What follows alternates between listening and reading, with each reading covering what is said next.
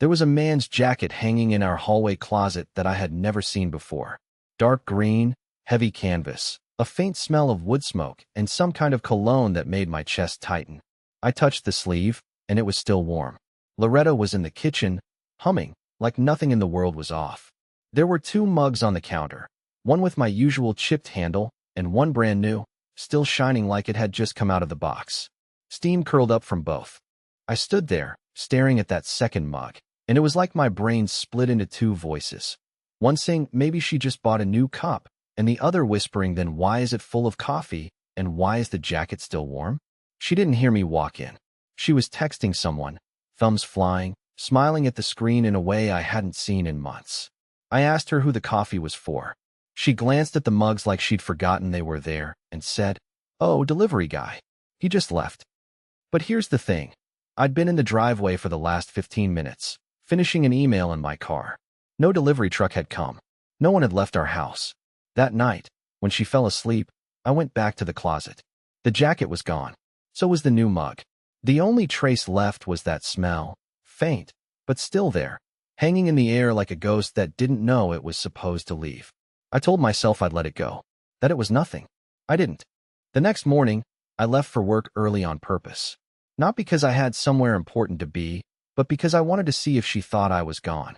I parked my car halfway down the street, behind a row of hedges, and sat there with the engine off. The neighborhood was dead quiet except for the occasional bird cutting through the air. 15 minutes passed. Then 20. Just when I was about to convince myself I was acting insane, I heard tires crunching on our gravel driveway. A black sedan I didn't recognize pulled in. The driver stayed inside for a moment, like he was deciding something, then stepped out. Tall guy, maybe mid-30s, wearing the same kind of boots I'd seen in workwear catalogs. Practical, sturdy. He walked straight to the front door without knocking. The door opened before he even reached it. Loretta stood there, hair down, wearing the old sweatshirt I thought she'd thrown away. They didn't hug. They didn't kiss. But the way she looked at him, it was like the air between them was carrying a conversation I couldn't hear. They went inside. My first instinct was to storm in after them, demand an explanation, tear the truth out of both of them.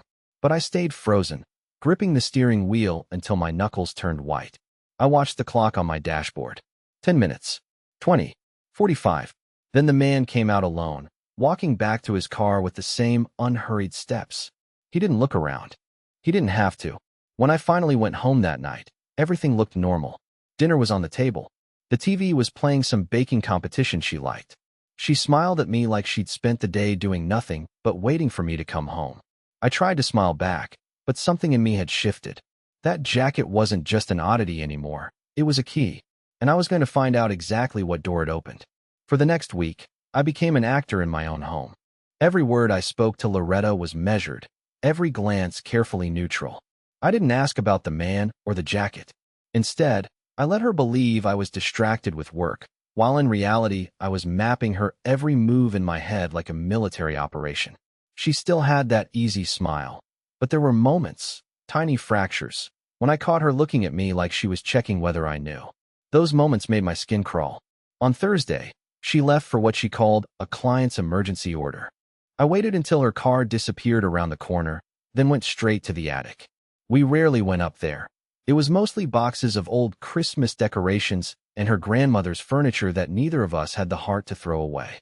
The air was thick with dust and insulation fibers, but as I scanned the stacks of boxes, I noticed one that didn't match the others. It was newer, cleaner, tucked behind a sheet of tarp like it was meant to be forgotten. I pulled it out and immediately saw a small brass padlock. My heart started pounding, not because I thought I'd find anything violent or grotesque, but because a locked box in your own house that you didn't put there is its own kind of horror. The lock wasn't heavy-duty, so I used a screwdriver to pry it open. Inside, there were neatly folded clothes, men's clothes, shirts, jeans, even socks, all smelling faintly of the same cologne as the jacket. Beneath the clothes was a stack of envelopes bound with a rubber band. They weren't addressed to anyone, but each one had a date written in Loretta's handwriting. I opened the top envelope and found a letter.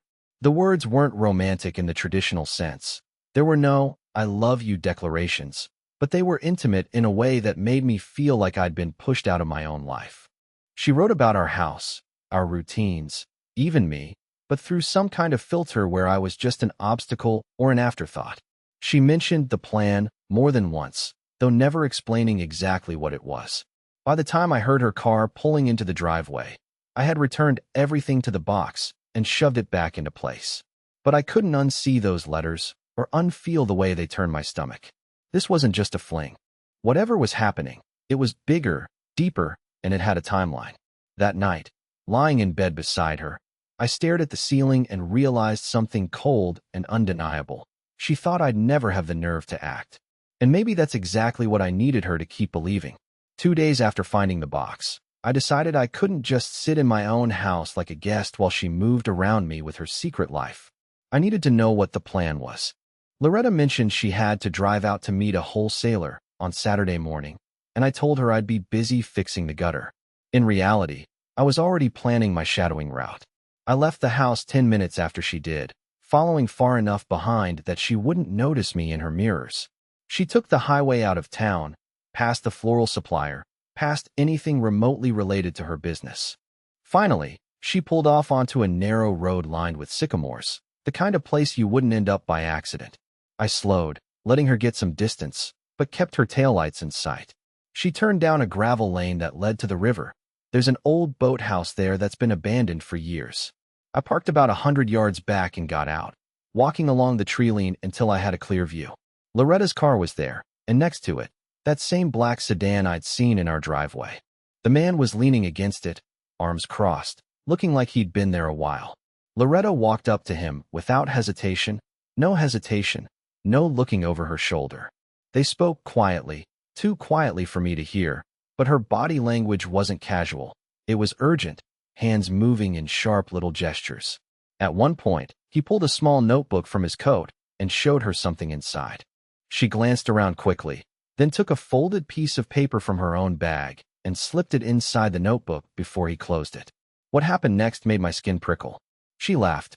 Not the polite laugh she gives strangers, not the tired one she gives me after a long day. This was a full, unrestrained laugh, the kind you only share with someone you trust completely. Then she reached out and touched his arm in that subtle, lingering way people do when they don't have to hide their feelings. I should have walked away, but I couldn't. My feet felt nailed to the ground. They stood there for a few more minutes. Then she got back into her car and drove off without even glancing back at him. He stayed a while longer, making a call on his phone, pacing slowly as he spoke. I couldn't hear the words, but I caught one thing, just one, but it locked itself into my brain like a thorn. He said my name. I didn't follow him when he left. Instead, I walked down to the boathouse after both cars were gone. The door was hanging half open, the floor warped with rot. Inside, there was nothing, at least nothing obvious, just the echo of my footsteps and the faint, lingering smell of that same cologne. By the time I made it home, I decided on two things. I was going to get my hands on whatever was in that notebook, and I wasn't going to let her know I'd been anywhere near the river. She thought she was ahead of me. That was fine. The higher she built her walls, the harder it would hit when they collapsed. For the next 3 days, I barely slept. Every time I closed my eyes, I saw that notebook in the stranger's hands, felt the sting of hearing my own name come from his mouth. It wasn't just about Loretta cheating anymore. This felt bigger, like some shadow was stretching over me and I couldn't see its edges. I needed that notebook. On Wednesday, my chance came. Loretta told me she'd be working late at the shop to prepare a massive order for a corporate event. I knew that was a lie before she even finished the sentence. The plan was reckless, but my thoughts were a tangled mess of anxiety and stubbornness, and there was no talking myself out of it. I parked my car a block away from the floral shop just after dark, keeping to the shadows of the alley. Her car wasn't there. The place was locked up tight, no lights inside. My pulse spiked, not from fear, but from confirmation. She wasn't at work. I drove toward the other side of town, the same direction she'd taken to meet him by the river. I didn't see her car on the main roads, but when I turned onto a quieter street lined with old brick warehouses, I spotted the black sedan parked beneath a busted street lamp. The man was inside, the faint glow of his phone lighting his face. The passenger seat was empty, but a familiar green jacket was draped over it. I circled around the block twice before I got the nerve to pull over nearby. Every step toward that car felt like walking into a dare I couldn't back out of. I knew this was crossing a line, not just morally, but legally, but the truth had become worth more to me than my own peace of mind. I kept to the shadows, moving closer until I could see the interior through the glass. There, tucked into the pocket of the driver's side door, was the notebook. He was still on his phone, laughing quietly, looking completely unaware. I waited for him to turn away, then timed my move in a surge of adrenaline. I yanked the door open, grabbed the notebook, and bolted down the side street before he even had a chance to react. I didn't stop running until I was back at my car, my breath ragged and my hands trembling so hard I could barely turn the key. Back home, I locked the door and sat at the kitchen table under the harsh glare of the overhead light. The notebook was simple, black cover, no markings, but when I opened it, my stomach turned. Every page was filled with dates, addresses, and shorthand notes. Some were about me, my schedule, the places I went, even the times I left the house. Others were about Loretta, but not in the way I expected. It wasn't love letters. It was logistics, meeting spots, timelines, cash amounts. Then I turned to the last page, and the words there made my throat go dry. Final phase, 14 days.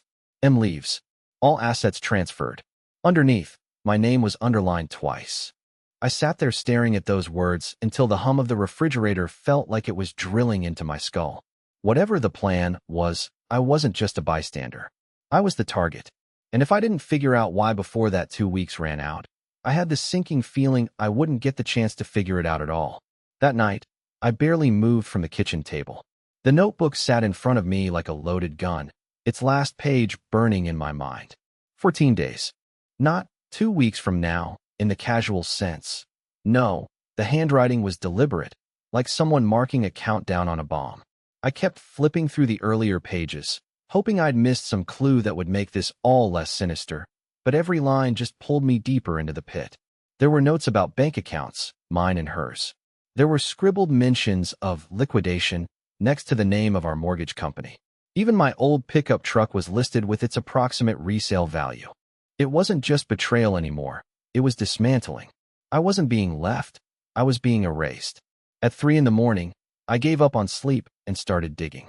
I logged into our joint bank account and found transfers I didn't remember approving, small amounts at first, then larger ones, always to an account number I didn't recognize.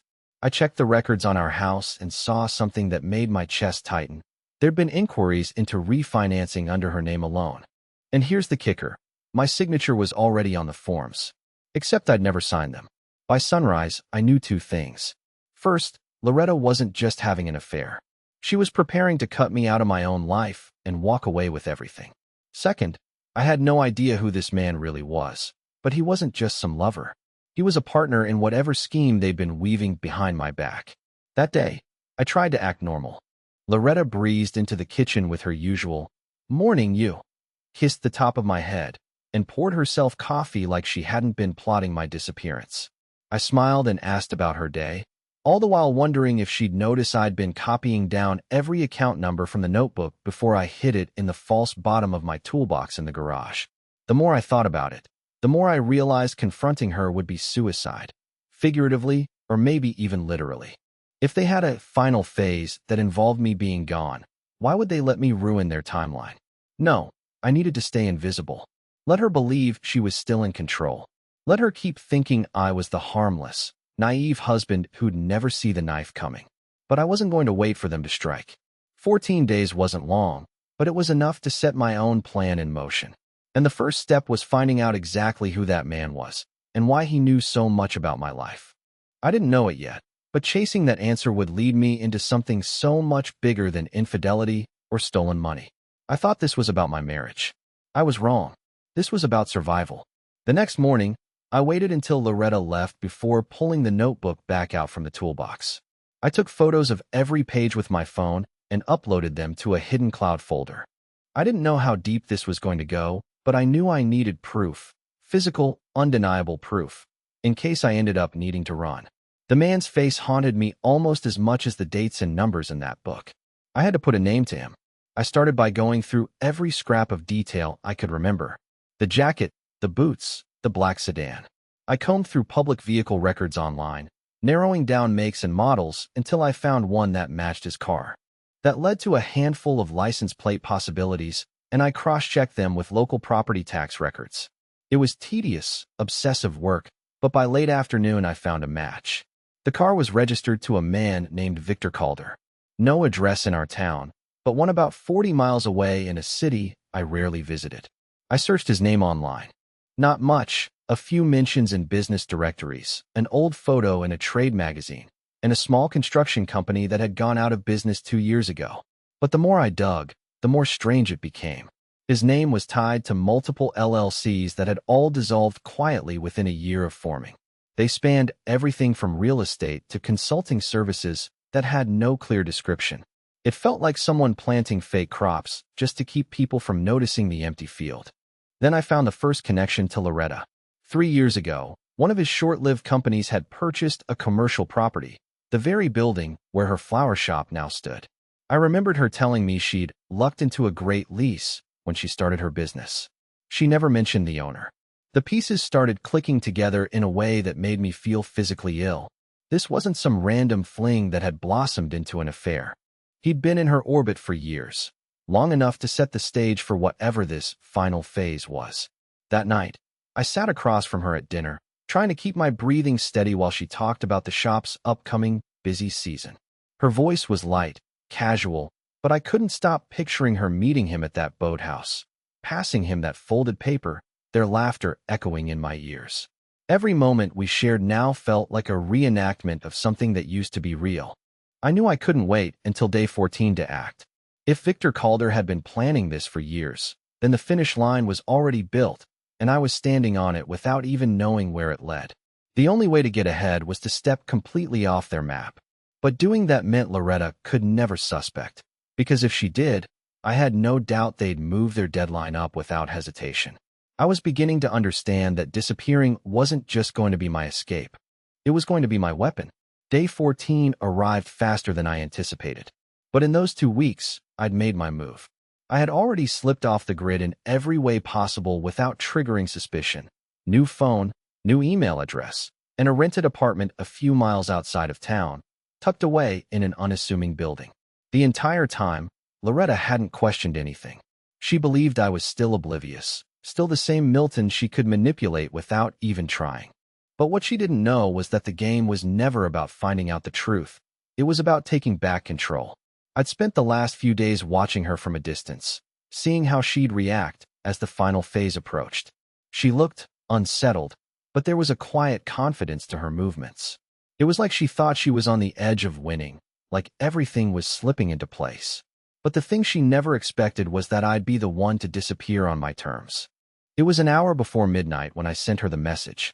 Just a few words, but enough to rip apart the world she'd been living in for the last few years. I know everything. I'm gone. You'll never find me. I didn't know if she'd respond, or if she'd even care enough to. But I didn't need her to. I was already on my way out the door, this time for good. I left my apartment early the next morning, leaving behind the new life I'd built. I didn't feel sadness. I didn't feel regret. For the first time in what felt like forever, I felt free. I kept my phone off as I traveled, taking the scenic route out of town, heading toward the coast. Somewhere quiet. Somewhere I could start fresh, without looking over my shoulder. And for the first time in what felt like a lifetime, I wasn't afraid of what came next. Somewhere along the way, I found myself sitting by the ocean, watching the waves crash gently onto the shore. The salt in the air was like a cleansing, and as I sat there, I realized that the life I'd been living wasn't really mine. It was a life that Loretta and I had built together, yes, but it was also a life she had been willing to destroy without even blinking.